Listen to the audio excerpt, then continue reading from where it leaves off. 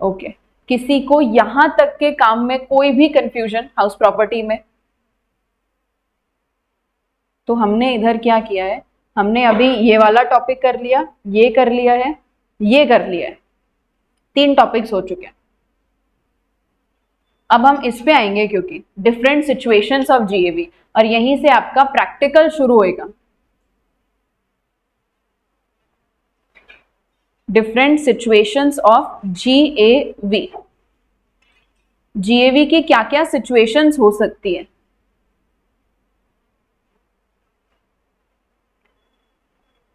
देखिए पहली सिचुएशन क्या हो सकती है कि एक तो पॉसिबिलिटीज होती हैं कि आपने घर पूरे साल भर के लिए लेट आउट कर रखा है।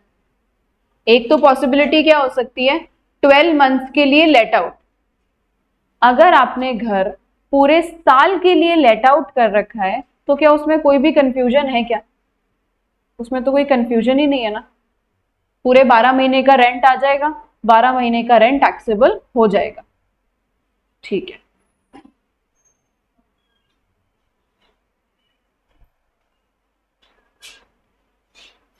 प्रॉब्लम कहां आती है? देखिए सबसे पहली प्रॉब्लम जीएवी में थोड़ा सा अलग क्या आएगा, when some part of rent is unrealised. Unrealised rent का मतलब क्या बताया था मैंने आपको, ऐसा रेंट जो आपका टेनेंट जो है वो खा के भाग गया।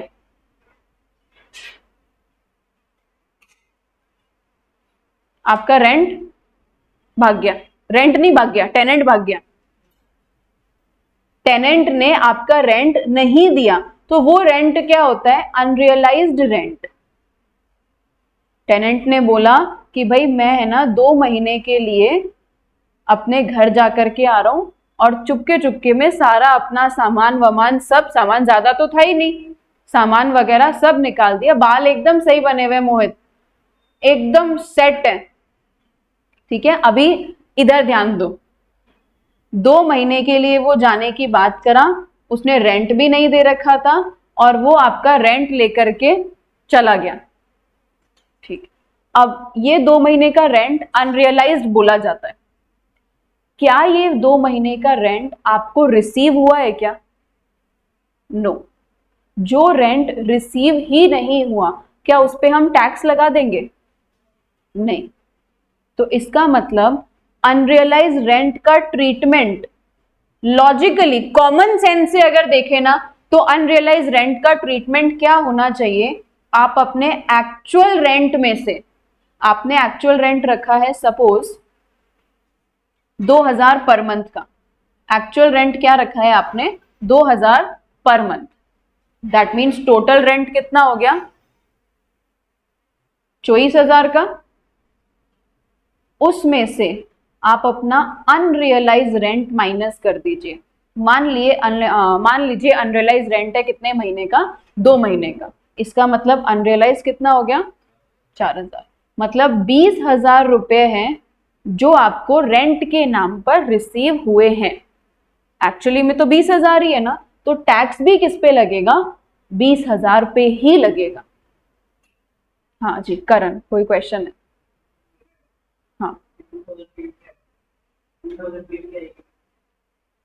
2000 पर मंथ। मैं खुद सोचने लग गई पीएम कहाँ लिख दिया मैंने।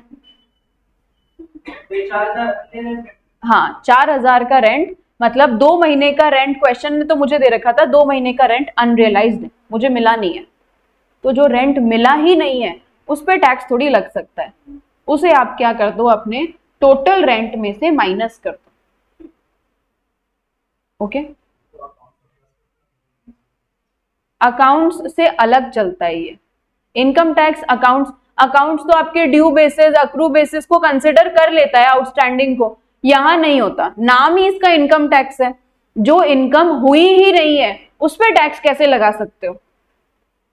ओके, तो सबसे पहला इसके अंदर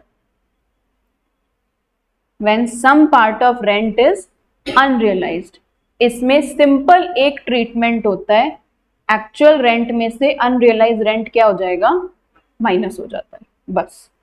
ये एक ट्रीटमेंट आपको करना है। एडवांस रेंट, इधर जो इनकम होती है वो नोशनल बेसिस पे ली जाती है। जो हाउस प्रॉपर्टी हेड है वो ओनली हेड है जहां इनकम नोशनल बेसिस पे कंसिडर करी जाती है। एडवांस रेंट हो गया मतलब रेंट आपको रिसीव हो चुका है, इनकम हो गई है। जो इनकम हो गई तो टैक्सेबल हो जाएगी। डन।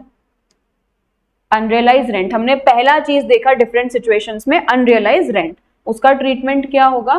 Actual minus unrealise. अब देखो क्या होता है ना, क्वेश्चन में बहुत सारी चीजें जब एक साथ आ जाएगी तब भी ट्रीटमेंट हमेशा सेम रहेगा। मान लो आपको अनरियलाइज्ड प्लस ये जितनी भी सिचुएशंस है ना, 2-3 सिचुएशंस मिक्स करके दे दी, तो कंफ्यूज नहीं होना। हर प्रॉब्लम के बारे में जो तरीका सीखा है वही तरीका करना है। अनरियलाइज्ड माइनस होगा तो होगा, चाहे क्वेश्चन में और कोई भी नॉलेज दे रखी हो। अनरियलाइज माइनस करने बोला है, वो माइनस करना ही करना है आपको। ओके, क्वेश्चन की अदर इंफॉर्मेशन से कंफ्यूज नहीं होना बिल्कुल भी। ठीक है, ये हमने पहली सिचुएशन देख ली, जब आपको अनरियलाइज रेंट होता है तो क्या करते हैं। Okay, now second situation where let out property is vacant for a part of the year. अभी कोई भी आपका रेंट है ना, लेकर के भागा नहीं है। टेनेंट आपका रेंट नहीं खाया, टेनेंट ही नहीं है। टेनेंट ही नहीं है मतलब सपोज ये आपकी हाउस प्रॉपर्टी, ये हाउस प्रॉपर्टी आपने लेट आउट कर रखी थी 10 महीने के लिए, और रिमेनिंग 2 महीने के लिए क्या हुआ, ये खाली हो गई, वेकेंट हो गई, वैकेंसी आ गई। केवल 2 महीने के लिए वैकेंसी आई है।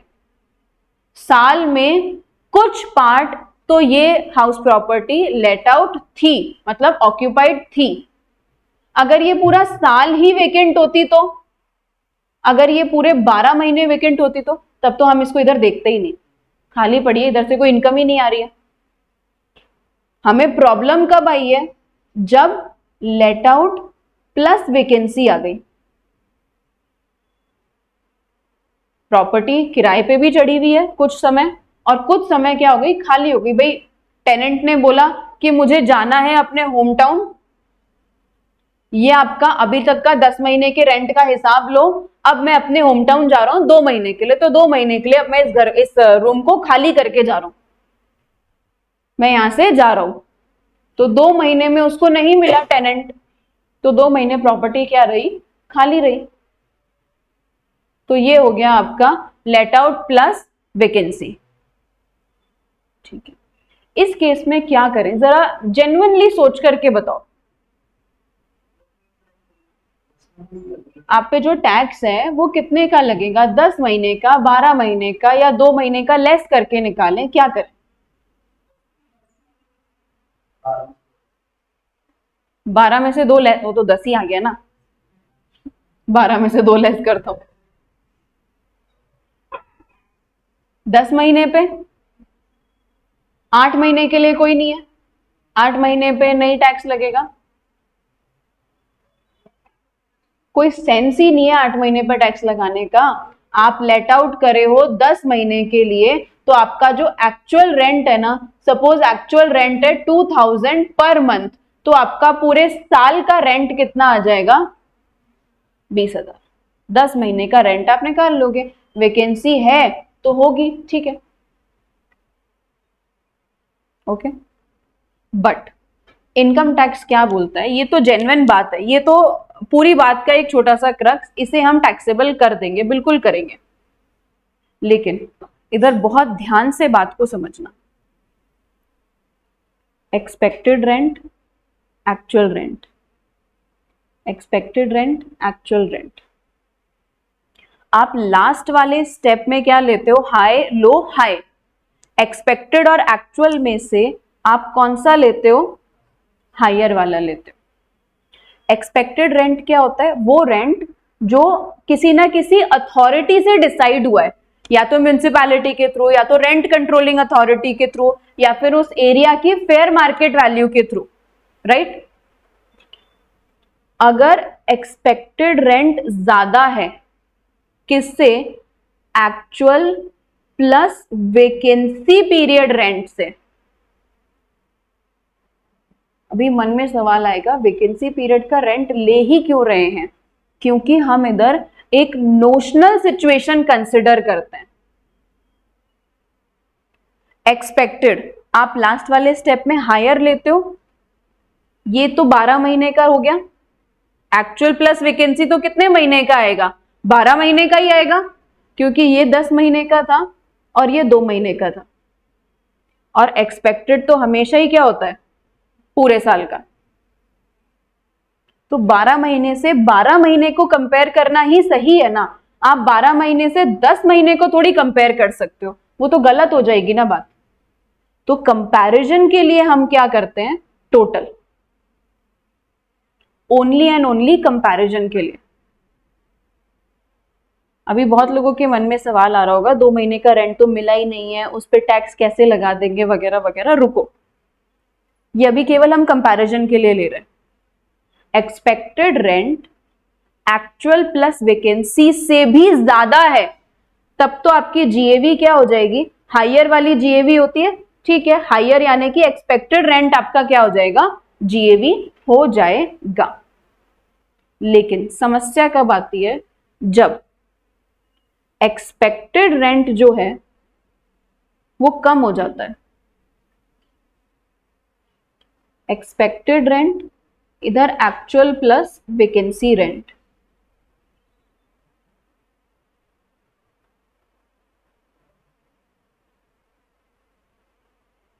ये कम हो गया। और ये कम किस वजह से हुआ है? वैकेंसी की वजह से कम हुआ है। वैकेंसी की वजह से क्या हुआ है? ये कम हुआ है। अच्छा मुझे एक बात बताओ, जीएवी ज्यादा आना आपका फायदा है या जीएवी कम आना आपका फायदा है?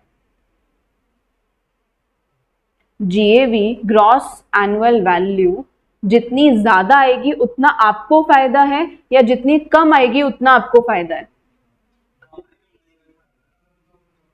बिल्कुल, जितनी कम आएगी उतना आपको फायदा है। अब हम इधर कर रहे हैं, इधर हम लास्ट स्टेप में हायर लेते थे, एक्सपेक्टेड कम है, एक्चुअल क्या है? ज्यादा है।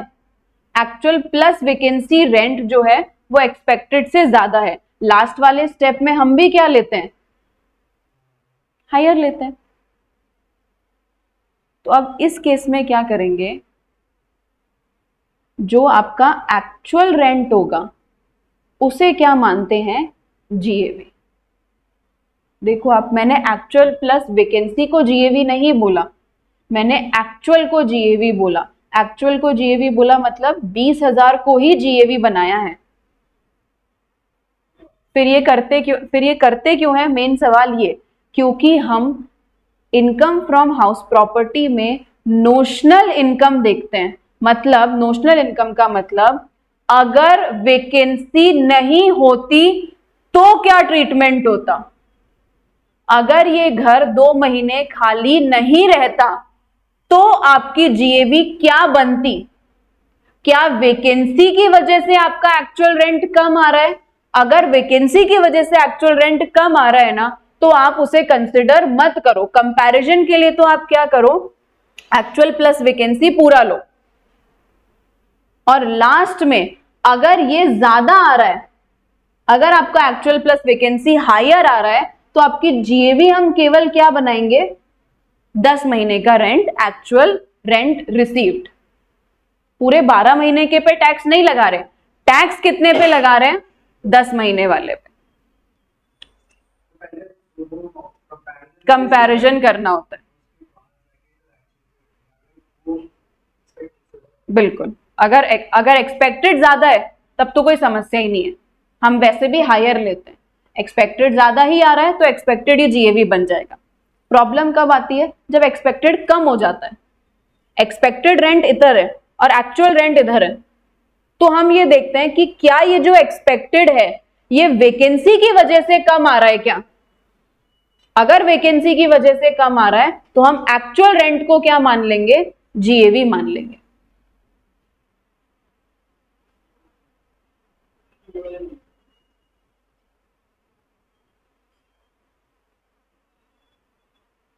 देखो समझो इसको वापस से, इधर आपका एक्सपेक्टेड रेंट, इधर आपका actual plus vacancy rent. Actual rent कितने महीने का, 10 महीने।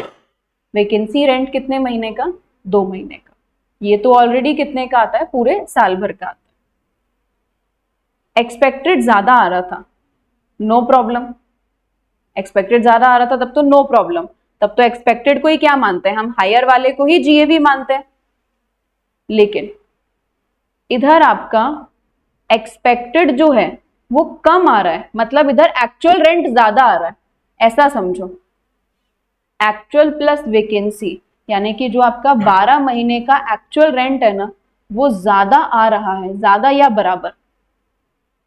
तो आप तब भी तो हायर वाले को ही मानते हो, तो इधर हायर किसको लोगे, एक्चुअल रेंट को हायर मानोगे, क्योंकि वो ज्यादा आ रहा है। देखो हायर का निशान लग रहा है ना।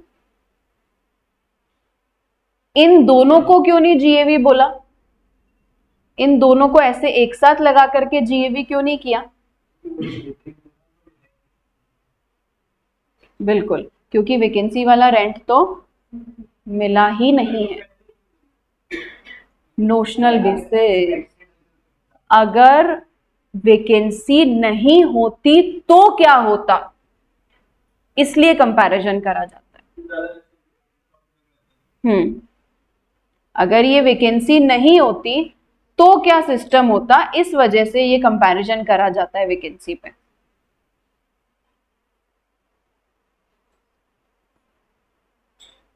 ठीक है, क्योंकि वैकेंसी होना ना होना आपके हाथों में नहीं है। घर खाली हो गया भाई, नहीं मिल रहा किराएदार, उसमें आपकी गलती थोड़ी है। उसकी वजह से आपकी जीएवी जो है, वो जीएवी हम एक्स्ट्रा थोड़े ना ले सकते हैं, ज्यादा जीएवी क्यों कंसिडर करें। ठीक है, इसलिए नोशनल से एक बार कंपैरिजन करना पड़ता है हमें। आप नोशनल रेंट से कंपैरिजन करो, अल्टीमेटली आपको टैक्स किस पे देना है, एक्चुअल रेंट पर ही, उसी को जीएवी मानना है। लिख लीजिए आप इन सब चीजों को एक बार, ये 2 पॉइंट्स लिख लीजिए। आप हेडिंग लगाएंगे different situations of GAV, heading लगाएंगे different situations of GAV.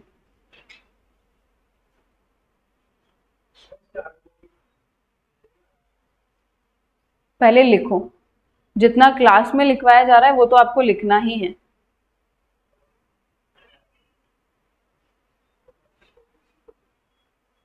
Notes बनाना बहुत ज्यादा जरूरी है।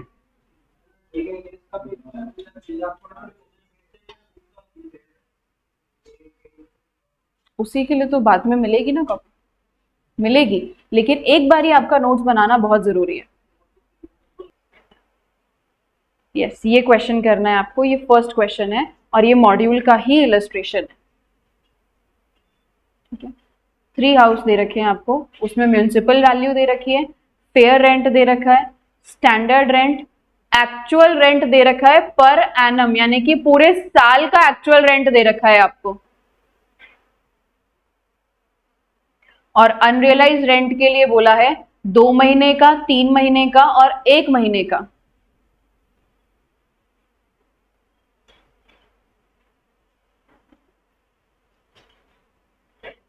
Solution, house 1, house 2, house 3। सबसे पहले इधर हम निकालेंगे एक्सपेक्टेड रेंट। एक्सपेक्टेड रेंट कैसे निकलता है, म्युनिसिपल वैल्यू और fair value, whichever is higher. Higher कौन सा है, ये और ये। ठीक है, हायर और standard rent whichever is lower. तो इधर लोअर कौन सा आ रहा है, इन दोनों में से ये लोअर आ रहा है, इन दोनों में से लोअर आ रहा है आपका ये वाला, और इधर पे लोअर आ रहा है आपका ये। तो मतलब पहले वाले घर में आपकी जो जीएवी है वो जीएवी क्या बन जाएगी आपकी फर्स्ट वाले में? हाँ जी, क्या समस्या हुई? जीएवी की कंप्यूटेशन हो गई? नहीं, दोबारा देखो। जीएवी के लिए हम क्या लेते हैं? High low high. सर क्या था ये? 30। अभी हम केवल एक्सपेक्टेड रेंट निकाल रहे हैं।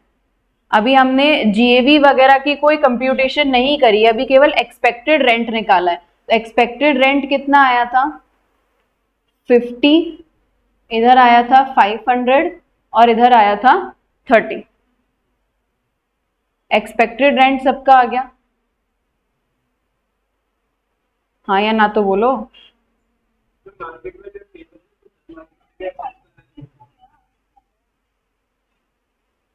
हाउस 2 में 500 क्यों लिया? क्योंकि हायर, इन दोनों में से हायर होता है 500। हायर और standard which ever is lower, lower होगा 500।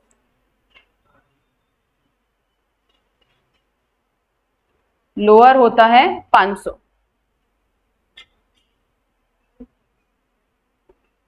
ठीक है, ओके। अभी हाउस 3 की बात करते हैं। हाउस 3 में ही आपको 240 दे रखा है ना, तो मतलब हायर यानी कि 300, लोअर हाई लो, लो मतलब 240 आएगा इधर। इधर आपका आ जाएगा 240। नहीं समझे? दोबारा इसकी कंप्यूटेशन डिटेल में समझो। म्युनिसिपल वैल्यू और fair rent whichever is higher. अब पहले वाले हाउस में म्युनिसिपल वैल्यू और फेयर रेंट में से हायर निकालो। चलिए एक एक स्टेप वाइज कंप्यूटेशन करते हैं इसकी। म्युनिसिपल वैल्यू, फिर आप इनकी सबकी म्युनिसिपल वैल्यूज लिखो। Then fair rent 300, 300, 300। अब इधर जाएगा हायर। हायर कौन सा है? 300, 500 और इधर 300। इसको करो ए। नेक्स्ट आपका स्टैंडर्ड रेंट। स्टैंडर्ड रेंट दे रखा है 50, 800, 240। इधर जाता है लोअर। लोअर आएगा आपका 50, 500 एंड 240। और ये होता है एक्सपेक्टेड रेंट। अब इसे हम कंपेयर करेंगे एक्चुअल रेंट से, लेकिन ध्यान रहे इस क्वेश्चन में अनरियलाइज्ड रेंट भी है। तो एक्चुअल रेंट कैसे निकलेगा देखना।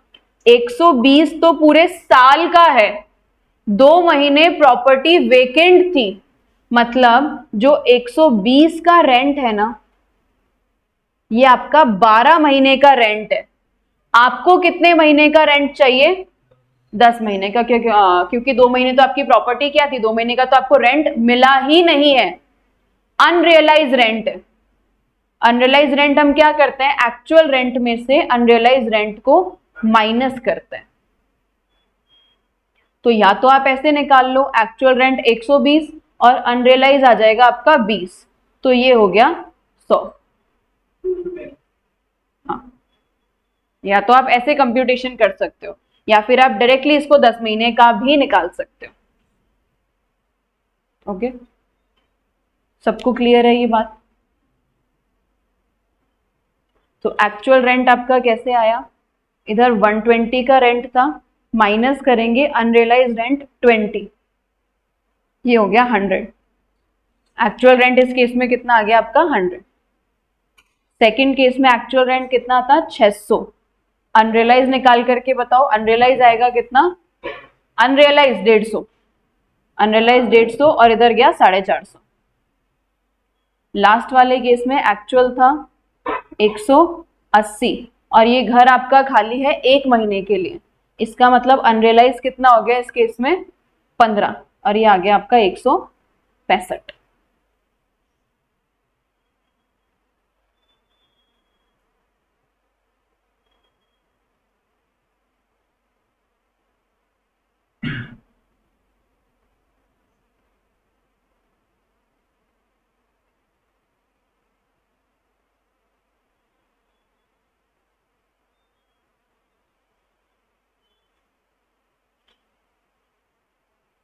समझ आया?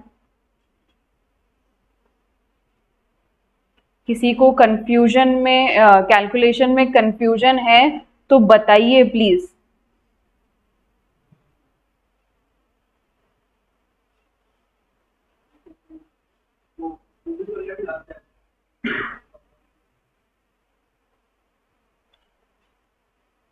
पंद्रह है एक महीने का रेंट।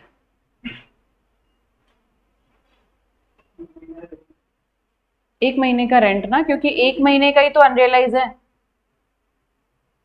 आप दोनों तरीके से काम कर सकते हो। आप डायरेक्टली भी निकाल सकते हो। डायरेक्टली ये मैंने इधर बता दिया कि डायरेक्ट कैसे कंप्यूटेशन होगी। कौन सा 150? हम्म। 600 पूरे साल का है। अनरियलाइज कितने टाइम था?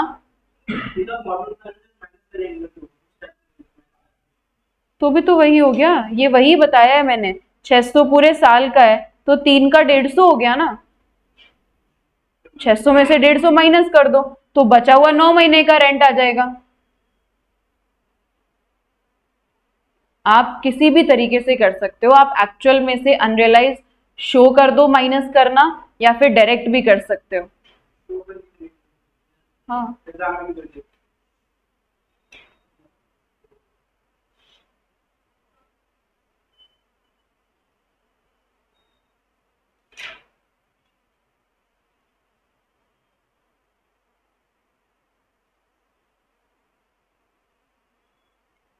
एक्सपेक्टेड रेंट निकाला है सबसे पहले, म्युनिसिपल और fair whichever is higher. ये हायर आ गया। हायर वाले को कंपेयर करा है स्टैंडर्ड रेंट से, विच एवर इज लोअर। वो लोअर वाला आपका बन जाएगा एक्सपेक्टेड रेंट। फिर आपने एक्चुअल रेंट निकाला है। एक्चुअल रेंट की मैं आपको इधर और दोबारा कंप्यूटेशन बता देती हूँ। आपको पूरे साल का जो रेंट था पहले घर का, पूरे साल का रेंट पहले घर का मिल रहा है 120। ये पर एनम है, पूरे साल का रेंट है। लेकिन इसमें से 2 महीने का रेंट तो मुझे मिला ही नहीं है ना। तो वो 2 महीने का रेंट कितना है? 120 अगर 12 महीने का है तो 2 महीने का रेंट कितना होगा? 20। 20 मुझे रिसीव नहीं हुआ, ये अनरियलाइज है। इधर आएगा एक्चुअल रेंट रिसीव्ड। कितना? 100। Actual rent received 100। Okay, done. ठीक है। नाउ जीएवी क्या आएगी? जीएवी बताइए।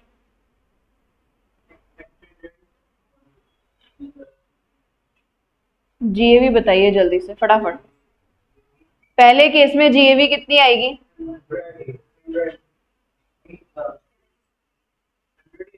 बिल्कुल, पहले केस में जीएवी आएगी 100।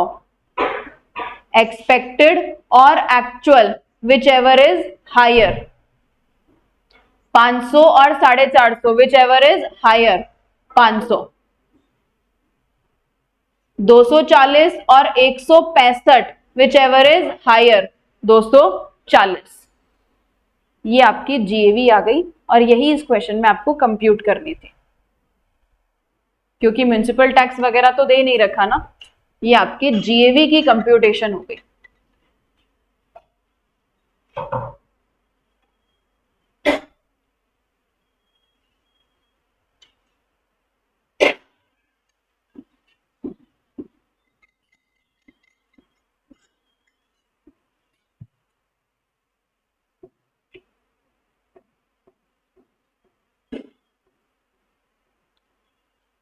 समझ आया एवरीवन? हाँ जी हर्ष, समझ आ रहा है आपको? थोड़ा थोड़ा स्टार्टिंग की, क्योंकि एक दो क्लासेस मिस हो गई ना हेड की, तो बट ठीक है। जीएवी की कंप्यूटेशन तो आपके आने के बाद ही करिए। तो जीएवी की कंप्यूटेशन थोड़ी समझ आ रही है? हायर लोअर हायर, ठीक है। रेस्ट में इसके जो बचा हुआ एग्जाम्पल है, ये एक्चुअली 5 हाउस का एग्जाम्पल था, रिमेनिंग मैं आपको भेज दूंगी। 3 का तो मैंने इधर करवा दिया, बाकी और का है सेम इसी तरीके का, वो मैं आपको अभी ग्रुप पर सेंड कर दूंगी। सॉरी, आप उसे प्रैक्टिस करना। Okay, thank you. बहुत है, ये देखो ये रहा पूरा मॉड्यूल। ये वाला एग्जाम्पल जो अभी हमने करा है,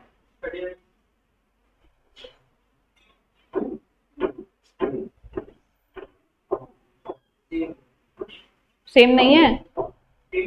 नहीं, इसमें वैकेंसी है, अनरियलाइज नहीं है। ये 1 महीना 3 महीना वैकेंसी है। बिल्कुल, एक्चुअल प्लस वैकेंसी, एक्सपेक्टेड, वो सब ये कल करेंगे, थोड़ा मंडे को करेंगे मतलब।